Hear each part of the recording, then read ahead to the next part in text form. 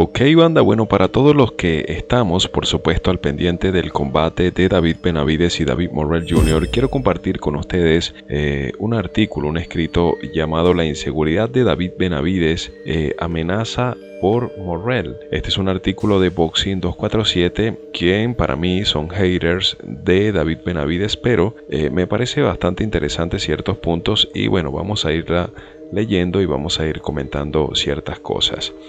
Dice David Benavides, una vez más que su oponente, el campeón semipesado regular de la AMB, David Morrell, dice que se retirará después del castigo que le dé en la noche del evento principal el 1 de febrero. Es decir, David Benavides ha reiterado que va a retirar a David Morrell Jr.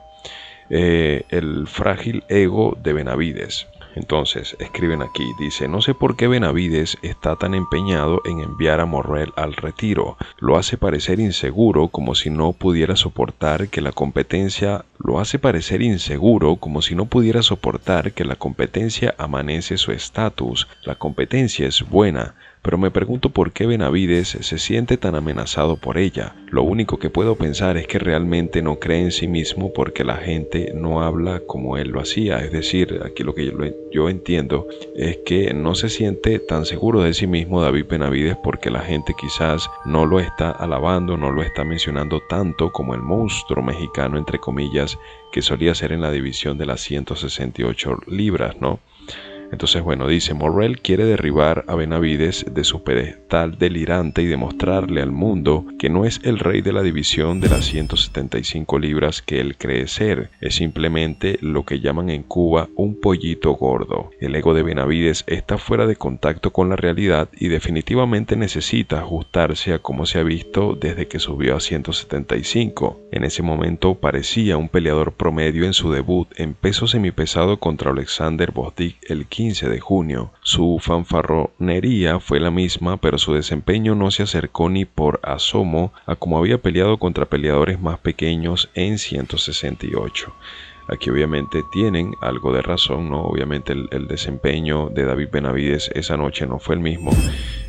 Para consuelo de sus fanáticos, bueno, David Benavides mencionó que venía de una lesión, que tuvo una cortada en su campamento, que básicamente hubieron ciertas cosas que influyeron en que no tuviera el mejor de sus desempeños, ¿no? Obviamente todo el mundo esperaba el knockout.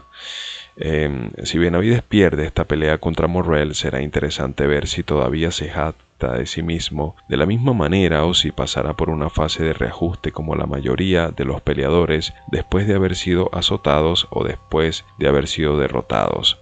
Dado que su hermano José Benavides sigue siendo arrogante a pesar de perder repetidamente. Este punto me gustó bastante, ¿no? Porque aquí obviamente dicen algo que es verdad. El hermano de David Benavides es súper arrogante.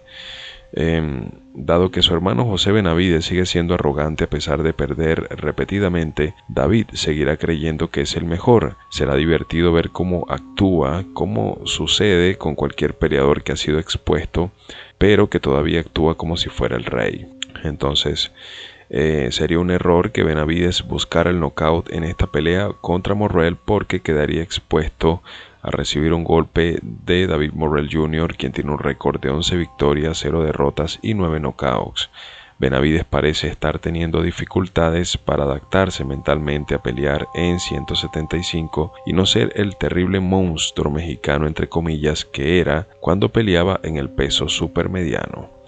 David parecía un peso crucero después de rehidratarse en esa división de peso, es decir, las 168 libras, y aplastaba a sus oponentes más débiles y más pequeños con su tamaño. Tenía un buen impulso, se derrumbó para pelear en una división de peso muy por debajo de su tamaño. Aquí lo que entiendo es que, o sea, se deshidrataba bastante, ¿no? Para poder dar el peso en 168 libras y pelear en una división de peso muy por debajo de lo que en realidad es su tamaño, y eso le funcionó, especialmente con la calidad de los peleadores a los que se enfrentaba. Benavides no quería pelear con Morrell y lo ignoró en 168 libras. Esto es algo que, bueno, muchos fanáticos consideran que es verdad, otros consideran que es mentira, pero el hecho es que ya tenemos el combate en 175. Benavides no se enfrentó a Caleb Plant y a Dimitrios Andrade por casualidad. David Morrell Jr. puede pegar y no se parece a ninguno de esos dos peleadores, y es por eso que David Benavidez no lo enfrentó antes. Incluso cuando Benavidez, de 28 años y profesional por 12 años de carrera, peleó en el peso supermediano, no mostró poder y se vio obligado a confiar en el castigo de volumen y en su enorme tamaño de peso crucero para anotar knockouts sobre sus oponentes más pequeños y en su mayoría mediocres.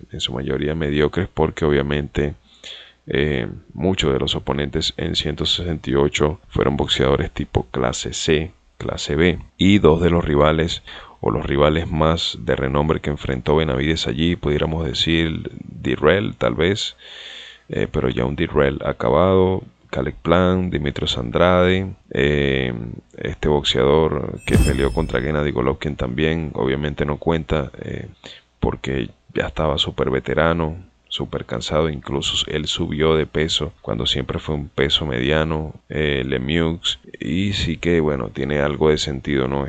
Estos tipos de oponentes que enfrentó Benavidez. Pero bueno, ¿qué boxeador no pelea con boxeadores tipo clase C o B cuando están creciendo su carrera, ¿no?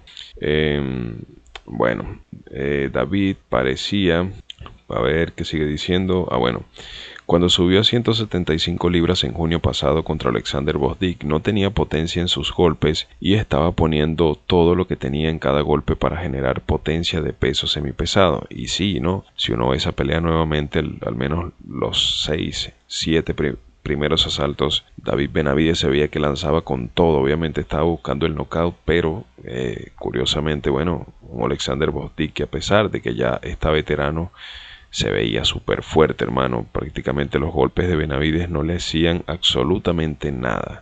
Y bueno, obviamente es algo a considerar.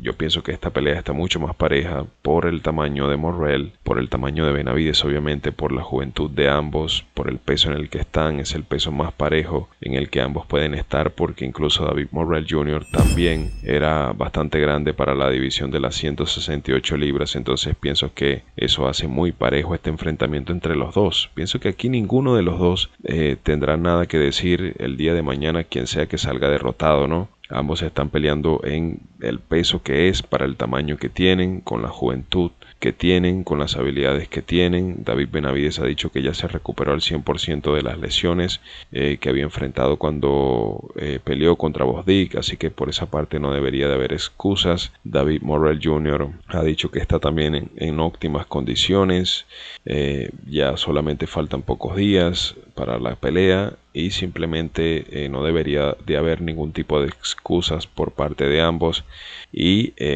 únicamente todo se va a definir en el ring. Hay mucho de cierto en este artículo de Boxing 247, pero bueno, yo también considero que se van un poco por el hate que le tienen a Benavidez. Aún así, si hay algo de cierto o si hay mucho de cierto, pero si también nos ponemos a analizar un poco lo que ha sido el que Morrell esté en la división de las 168 libras, tampoco es que haya sido una división apta para él, ¿no? Yo considero que ambos ahora mismo están en la división que es y bueno, solamente queda esperar el día del combate.